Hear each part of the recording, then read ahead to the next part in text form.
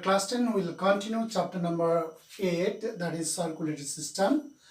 Today in this session we'll see the different kinds of blood vessels. That all you know that there are three kinds of blood vessels. There are artery, vein and capillaries. Okay, more or less the functions of each one of them are already seen, are already discussed, but even though as given there in the syllabus, we'll see the structural differences or structures of these three different kinds of blood vessels, and again we'll see the functions. Okay, it's given there in the syllabus. Okay, so let's get started with artery. Okay, this is your artery. All right, and artery, as you see out here, has thick muscular wall.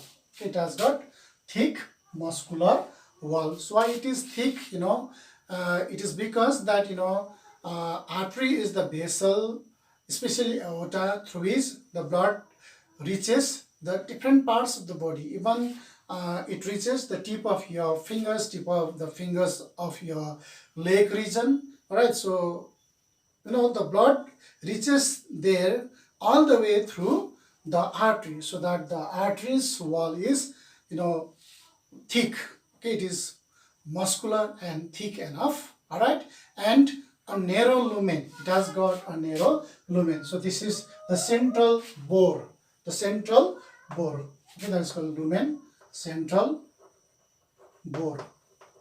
Okay, this lumen means the central bore, means the centrally located opening. Okay, is narrow in this case.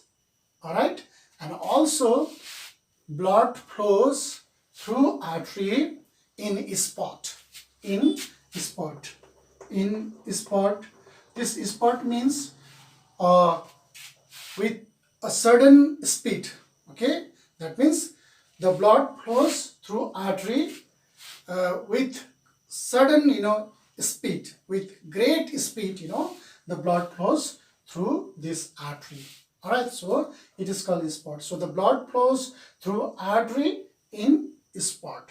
Okay, and the function, as we have discussed in the last session also, the function of artery is to allow the blood to flow through them away from the heart to the different parts of the body. That means the function of artery is to distribute the blood from the heart to the different parts of the body. Okay, it carries the blood away from the heart. Away means to the different parts of the body. That's the function of artery. Okay, the structure of this artery is given out here. Okay, then let us go to the vein. So after talking about the vein, I'll just go through these labeled parts also. All right, so let us talk about the other type of blood vessel called vein. V-E-I-N, vein. All right, so unlike the artery out here, these veins have thin muscular wall. Okay, vein has got thin muscular wall, wider lumen. So it has got narrow lumen, but it has got a wider lumen. The centrally located opening, the central bore is wider in the case of vein. All right, and here unlike in the case of this artery, the blood flows in uniform. Okay, that means blood flows uniformly, not like in the case of this here, as actually it flows in spot with great sudden speed, but it doesn't happen so in the case of vein. All right, and also you see these veins contain pocket like valves. Okay, pocket like, this is a pocket like you see out here. This is pocket like valves. So veins have got pocket like valves out here.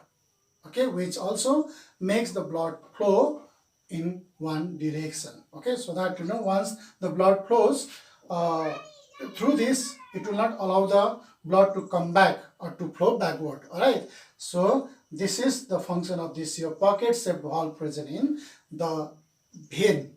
All right, and the opening of this valve is, you see, facing towards the heart. Opening of the valve you see facing towards the heart. All right, so that's all about your vein. And let me tell you the function also here. Function of the vein. The function of the vein is to collect the different kinds of blood into the heart. Okay, into the heart. That means blood is brought back to the heart from the different parts of the body. Okay, so that means those blood, okay, from the different parts of the body you see being collected into the heart through the valve. All right, through the vein. All right, so here it carries the blood from heart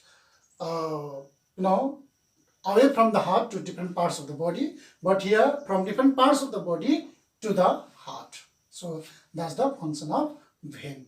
All right, so here you see mainly here 3 layers of each of these vessels we see here. They are external, middle and internal. As you see here, external layer, which is usually made up of connective tissue, and this is also called tunica externa, the external layer, okay, which is also called tunica externa. Then middle layer, which you see in both the cases, middle layer, which is in fact smooth muscle and elastic fibers. Okay, so usually it is smooth, is usually made up of smooth muscles and elastic fibers, and this is also called tunica media. Okay, then the innermost one we find endothelium, which is called tunica interna. So these are the 3 layers you find in the blood vessels, that is artery and vein. All right, then we'll go about the another type of blood vessel called capillary. Okay, this is your capillary. As you see here, the structure of capillary. So if it is not clear out here, you can see the book also, page number 104. Here you can see the blood capillary here. All right, so this blood capillary is wall. Okay, this is the blood capillary, and its wall consists of a single layer of squamous epithelial cells. Okay, its wall consists of single layer of squamous epithelial cells. Okay, and has no muscle. It doesn't have muscles. Unlike these two, it doesn't have muscles. We'll see the functions of capillary. Okay, the functions of capillary. Okay, now see, this capillary allows the outward diffusion of oxygen into the intercellular fluid, then into the tissue cells. Okay, what happens is that once the oxygenated blood flows through here, this is your arterial region. Okay, then when it goes through this capillary, then what happens is that this capillary allows the outward diffusion of oxygen. Okay, so oxygen diffuses out from this capillary. Okay, and goes into the intercellular fluid. Intercellular fluid means say there are so many cells here. So in between the cells there is the fluid substance there. Okay, so it will allow the oxygen to go into this intercellular fluid, and from intercellular fluid it will go to the tissue cells where the oxygen is needed. Okay, in the same way it also allows the inward diffusion of carbon dioxide. So once the oxygen is taken to the cell, again carbon dioxide is formed. So that carbon dioxide is collected by that intercellular fluid, then from intercellular fluid back to this. Okay, that means it will allow the inward diffusion of carbon dioxide into the capillary. So from there it is taken to the your artery. Ultimately it goes to the, not artery in fact, ultimately it goes to the your right atrium or right auricle, and from right auricle to the ventricle, and from ventricle it will go to the lungs for the purification. Okay, this is how it happens. All right, and also this capillary allows the inward and outward diffusion. Okay, not only inside, not only outside, but inward and outward diffusions of so many substances, okay, like glucose, amino acids, hormones, etc. Okay, so that is also there. And this your capillary also allows the allows the WBC, okay, white blood cells.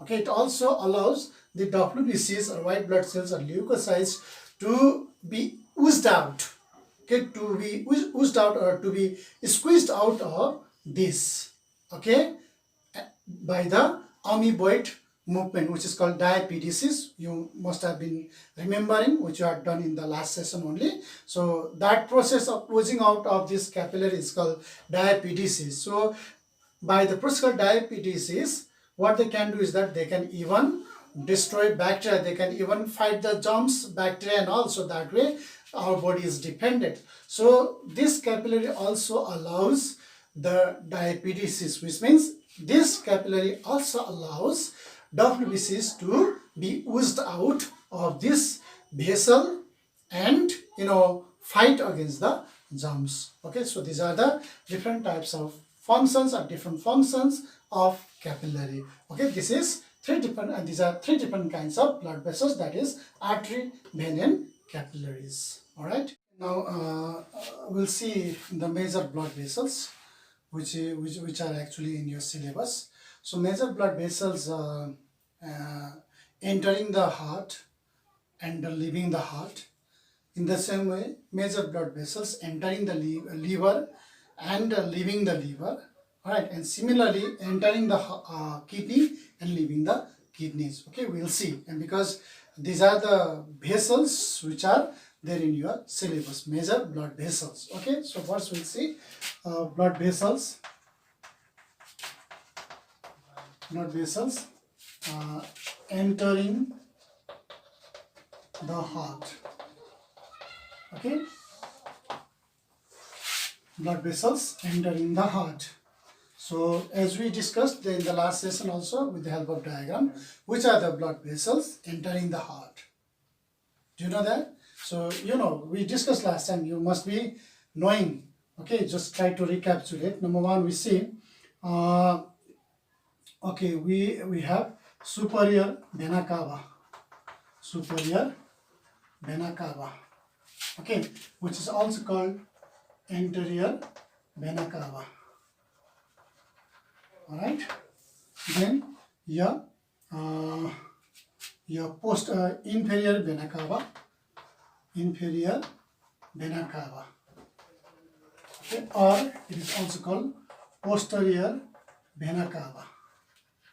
Okay, posterior vena cava. That means the superior vena cava and superior vena cava that we discussed in the last session, that they collect the blood, or this superior vena cava collects the blood from the upper parts of the body into the right auricle. Okay, that we discussed last time. And your inferior vena cava collects the blood, which blood? Impure blood, into the right auricle only. Okay, superior and inferior vena cava are the two blood vessels entering the heart. Similarly, what is there? This is A. You can then other number 3 also there. Then your veins. Okay, veins are there, which are called your which kind of veins? You see, pulmonary veins. Pulmonary veins. Pulmonary veins. There are two pulmonary veins. Two pulmonary veins. Okay, two pairs of pulmonary veins. You see, coming from the lungs, two different lungs. Okay, two pulmonary veins from each lung. Okay, two pulmonary veins from each lung to the left to the left auricle, to the left auricle. So after the purification, after the purification, the blood will be collected by the pulmonary veins to the left auricle. Okay, because there are two lungs where the purification of blood take place. So after the purification, this pulmonary veins will collect the pure blood into the left auricle. Okay, so these are the blood vessels entering the heart. And then what is there? Blood vessels leaving the heart. Blood vessels leaving the heart. Leaving the heart. Blood vessels leaving the heart. Which are the blood vessels leaving the heart? Number one, you see here, your pulmonary artery. Pulmonary artery. Okay, pulmonary artery.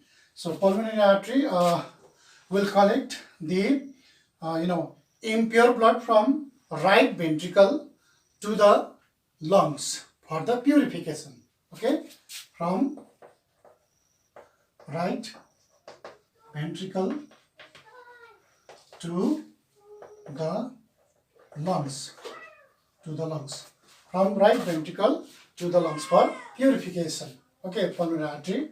Second, your aorta, that is from left ventricle, okay, left ventricle to different parts of the body.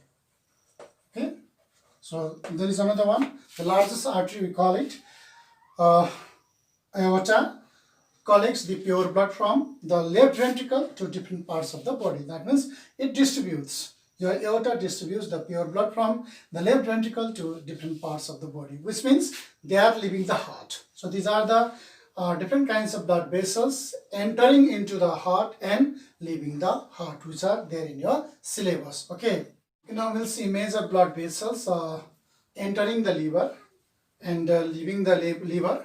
Similarly, major blood vessels entering the kidney and leaving the kidney, which are also there in your syllabus. Here, first we'll see liver blood vessels entering the liver. Which are the blood vessels entering the liver? Number one, hepatic artery. Hepat. Okay, hepat means liver. Hepatitis. Okay, these are the hepatitis is a disease related to your hepat, means related to your liver. Similarly, here you see hepatic artery. Your liver also needs the pure blood, which is coming from the heart. So your aorta is the largest artery coming from the heart, and from aorta there are a number of arteries branched out. So from this aorta, the artery coming to the hepat or coming to the liver is called hepatic artery. Okay, in the same way, your hepatic portal vein.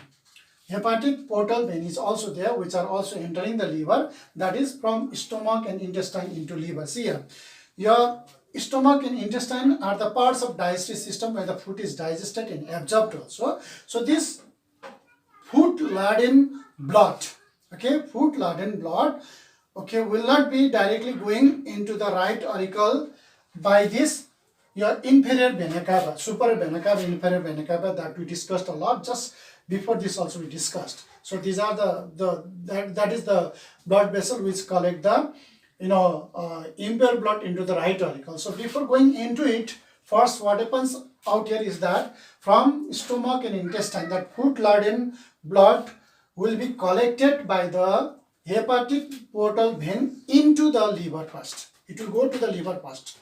Okay, it will go to the liver first. Okay, then only what happens? The blood will go to that impure blood, or the food-laden blood will be going to the posterior vena cava by this hepatic vein. Okay, that means the vein, hepatic portal vein coming from this stomach goes to the hepat or to the liver, and from liver it goes to the posterior vena cava by this hepatic vein. Okay, that means, so hepatic vein is the blood vessel leaving the liver. That means going away from the liver is your hepatic vein. So this vein, okay, after coming to the liver, so I mean this vein is the one which collect all those things there into the liver. So from liver again it has to go to the different regions, especially to the right auricle. From right auricle goes to the right ventricle, and from there it goes to the lungs for purification. So it happens via the, these two, hepatic vein and posterior vena cava. That means hepatic vein is the one which is leaving the liver. Then this hepatic vein will join the posterior vena cava, and posterior vena cava will carry it to the right auricle, and from right auricle to the ventricle, ventricle to the right ventricle, from right ventricle to the lungs for purification. Okay, so this is what you see out here. Let me write out your flow chart. So here, hepatic portal vein, hepatic portal vein, hepatic portal. Okay, hepatic portal vein will take it to the your liver. So liver, from liver it will go to, so okay, from liver it will go to the posterior vena cava, posterior vena cava by the your hepatic vein, alright.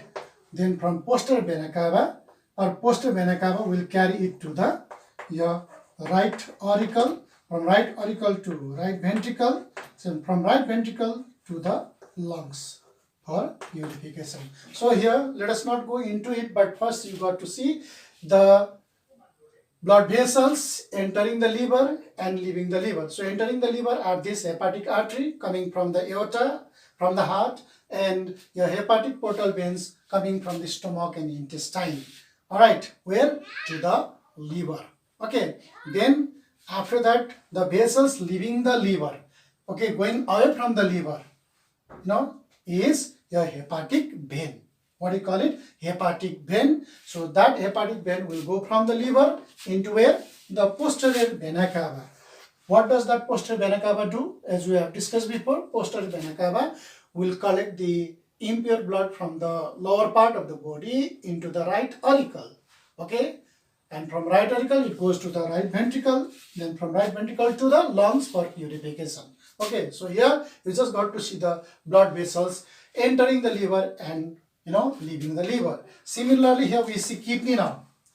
Blood vessels entering the kidney and leaving the kidney. See here, number one, here renal artery. See, renal means you should understand that it is connected to your kidney. Alright, so renal artery is the blood vessel entering the kidney, coming from where? From the heart. From the heart, after being branched out of the aorta. Aorta is the largest artery coming from the heart, and from there it is branched out into number of arteries. So among them, one is there which is called renal artery, into where? The kidney. Okay, that is called renal artery. Similarly, the blood vessel leaving the kidney is your renal vein. From kidney, where? To the posterior vena cava again. Okay, from kidney, the impure blood will be collected by the posterior vena cava, and from posterior vena cava it goes to the right auricle, from right auricle to the right ventricle, from right ventricle to the lungs for purification. This is how it goes on. Okay, so these are the major blood vessels entering the heart and leaving the heart, entering the liver and leaving the liver, and entering the kidney and leaving the kidney. So these are the blood vessels you should be knowing, okay, because these are there in your syllabus. All right, now we'll see significance of hepatic portal system. Okay, is important and also there in your syllabus. What is the utility of hepatic portal system, or what is the importance? All right, it's very important, as you have just now discussed that food after being absorbed there in the small intestine and stomach, okay, it will not directly go to the different parts of the body, but it first is brought to the liver. Is first brought to the liver. That means the food-laden blood, okay, food-laden blood from the stomach and intestine is comes to the liver. okay, comes to the liver by the hepatic portal vein. That means hepatic portal vein will bring that food-laden blood to the hepat or to the liver, okay, to the liver, and that liver now acts as a store, acts as a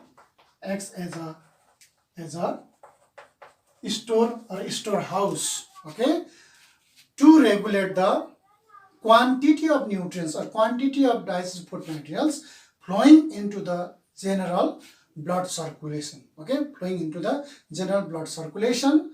Okay, for example, you see excess sugar. Suppose we have eaten or we have taken excess sugar or glucose, so that will be brought to the liver in the same way, okay, and is stored in the form of glycogen, stored in the form of glycogen, okay, not in the form of glucose, because glucose is a readily soluble form of the carbohydrate, okay, but that excess glucose will be brought to the liver in the same way and is converted in the form of glycogen and is stored there. So this is how it regulates. Not only that, sometimes what happens is that sometimes food absorbs some poisons also. That means sometimes food contains some poisons also. So once that poison containing food is brought to the liver, then in the liver it gets detoxified, okay, it gets what? Detoxified.